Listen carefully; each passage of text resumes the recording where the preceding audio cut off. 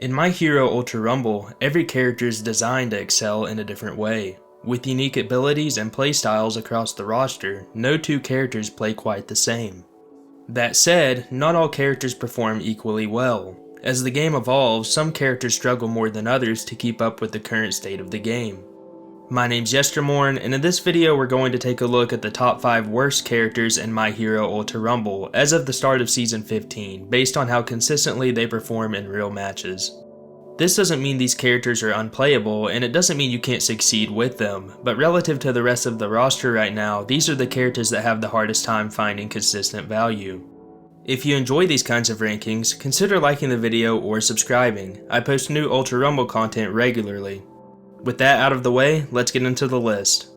Coming in as the 5th worst character in the game right now is Technical Dabi. I know a lot of players enjoy this character, but realistically, he's not very good. The biggest issue with Tech Dabi is his complete lack of mobility. That weakness becomes more punishing every season, especially as newer characters continue to release with stronger movement options. Without any reliable way to reposition or escape, Dabi is often forced into bad situations he simply can't recover from. Mobility isn't his only problem though. Both his special action and alpha are among the weakest abilities in the game. His alpha is slow, inconsistent, and does very little damage even when it connects. His special action, on the other hand, almost never provides meaningful value in higher level lobbies, where players are quick to finish you when you're downed. That said, I have seen skilled Tech Dabi players make him work. If you enjoy a more strategic playstyle, setting traps, funneling enemies, and carefully managing your gamma to block projectiles, he can still be effective in the right scenarios. But overall, if your goal is to win consistently, there are simply better characters to choose from. Next on the list at number 4 is Strike Dabi, the other Dabi battle style. This is probably a placement a lot of people will disagree with, but in my opinion, Strike Dabi actually performs worse than Tech Dabi. On paper, Strike Dabi looks much better. He has higher damage output and access to mobility, which already gives him an edge over Tech Dabi in theory. In practice though, his kit feels extremely underwhelming. A big part of that comes down to how limited his ability set really is.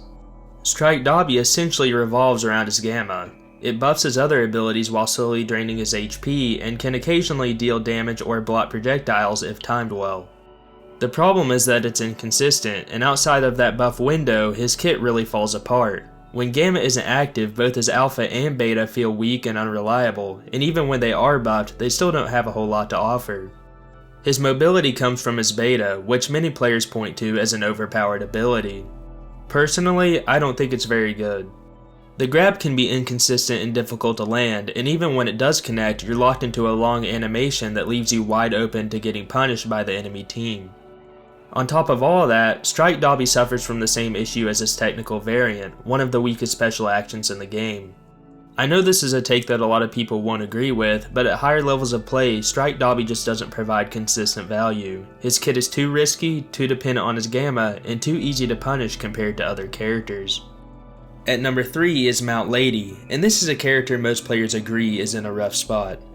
While she was fairly strong earlier in the game's lifespan, a series of nerfs over time has left her sitting near the bottom of the roster. The biggest issue with Mount Lady is that her kit simply doesn't do enough. Sure, she has a bit of everything, a ranged attack, a mobility option, and a quick AoE attack, but compared to newer characters, her abilities feel overly basic and lack impact. When you put her side by side with more modern kits, the power creep becomes very obvious. However, her special action is one of the few bright spots. While it's situational, it can be genuinely strong in the right circumstances. In the late game especially, Mount Lady's attacks become extremely difficult to avoid while she's gigantified, and if you manage your timing well and know when to shrink back down, she can still pose a real threat. I think an HP increase and a few small damage buffs would go a long way toward making Mount Lady good again. But in her current state, she struggles to compete, which is why she earns the number 3 spot on this list. The second worst character in the game right now is Assault Kirishima. In a lot of ways, he plays similarly to Mount Lady, and I'd say they're fairly close when it comes to overall viability. The reason Kirishima ends up lower for me though is his lack of versatility.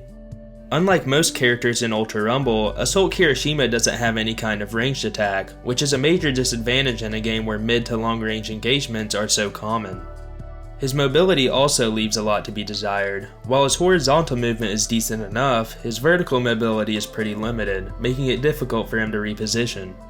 However, Kirishima's biggest issue by far is how easy his attacks are to avoid. His alpha dash and beta punch feel awkward and choppy, and they're surprisingly inconsistent when it comes to actually landing hits.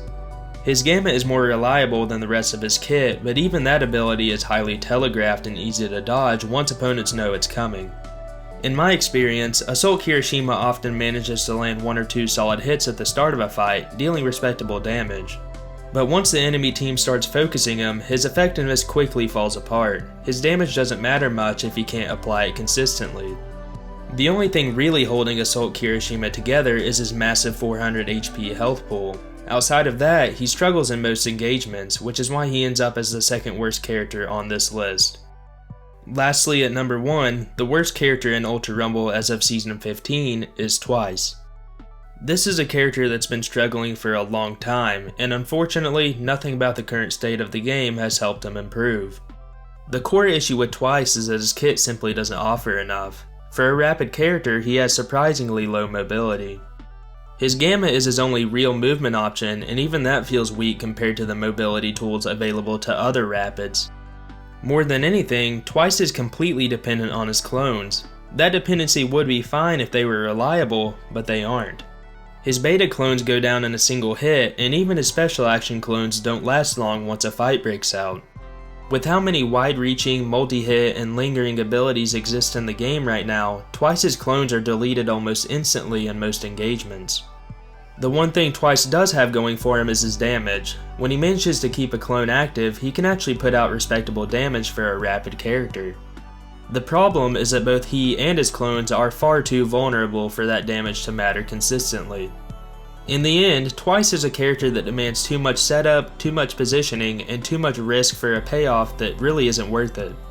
Compared to the rest of the character roster, he has the hardest time finding value, which is why he takes the number 1 spot on this list. And that's going to do it for today's video. To be clear, I'm not saying any of these characters are unusable, or that a skilled player can't make them work.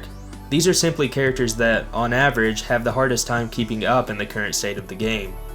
I'm curious to hear your thoughts though. Who do you think is the worst character in Ultra Rumble right now? Would you move anyone on this list higher or lower? Let me know in the comments, I read all of them. If you enjoyed the video, consider liking it or subscribing to the channel. I post content just like this consistently. Thanks for watching, this has been Yestermorn, and I'll see you in the next one.